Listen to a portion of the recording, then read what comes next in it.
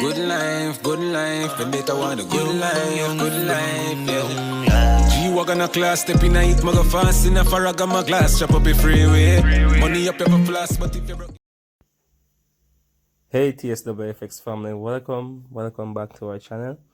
This is Euro Japanese Yen or EURJPY.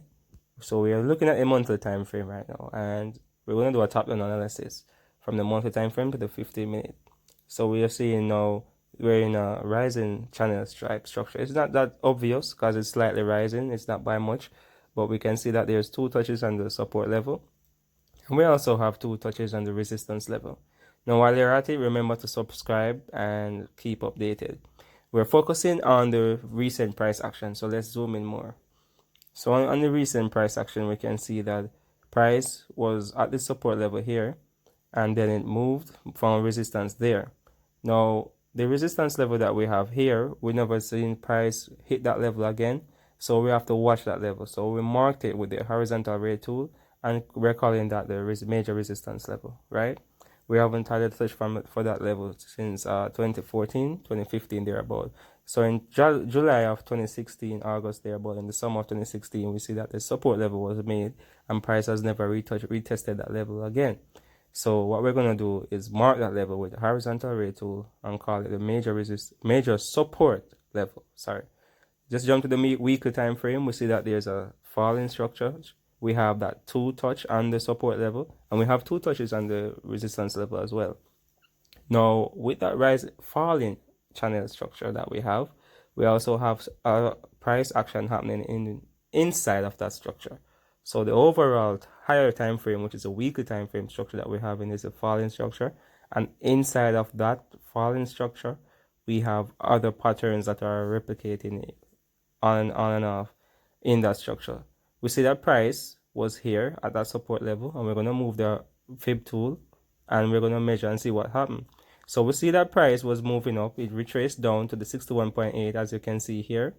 It retraced to the 61.8% retracement, and then we see this strong bullish movement, which is a strong bullish engulfing candle on the weekly time frame. Now that is a strong buy signal that is saying that to us that there's a lot of buy orders on that level. So the 61.8 level there, we have a lot of buy orders there.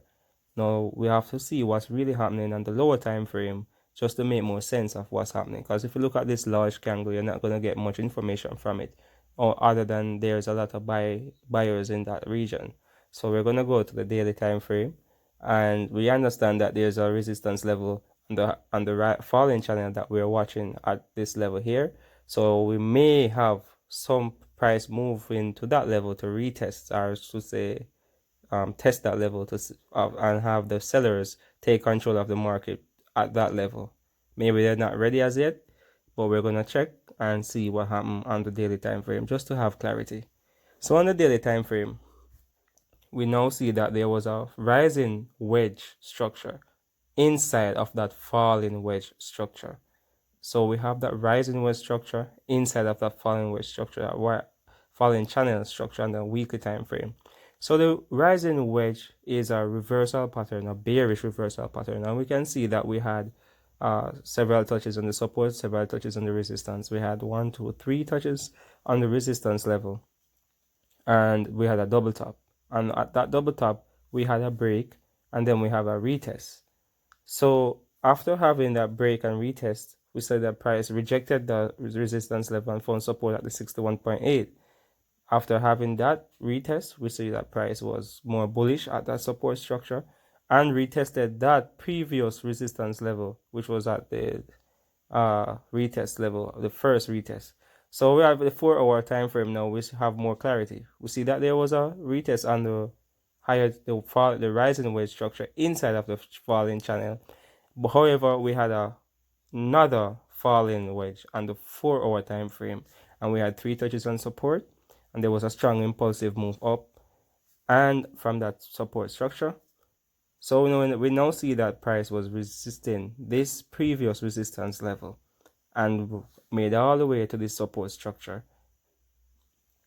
So now we are going to watch and see what's happening here. Okay, so we see that there's obviously a inverted head and shoulder being formed. So we're going to take that rectangle tool and make the neckline in blue, as you can see highlighted here. Okay, so what we recognize is that price went from the neckline to the left shoulder, then back to the neckline. And from the neckline, we can see that price also went from the neckline and made a head, which was that in that falling structure, which is the third touch right here. And then from there to the neckline, which we confirm now that is the head.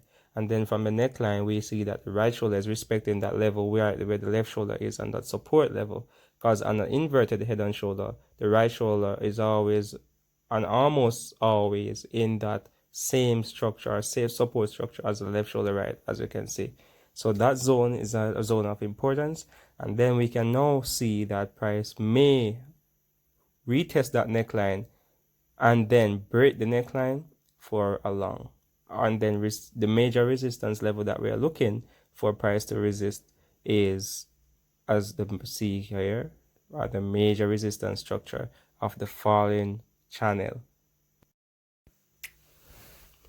So how do we trade inverted head and shoulder? What we do is we measure from the neckline and from the neckline to the head, and then we flip that. In other words, the distance from the neckline to the head is the same from the neckline to your target point.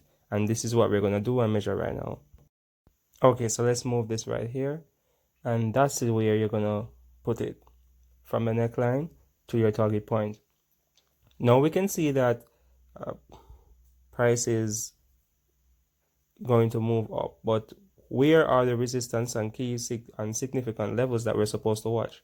There are several significant levels that we're supposed to watch. One of the first significant levels that we're supposed to watch is this resistance level here. That was a support in the rising structure that was broken. We extend it now just to get more clarity. That is the first level that we're supposed to watch. The second level is this resistance level on the falling structure that we have on a higher time frame. So those are 2 points that we have to watch to see what price does. If it breaks those two, we're going to look for even more long from that trade. But however, if it's respecting those resistance level, we can look to short further down.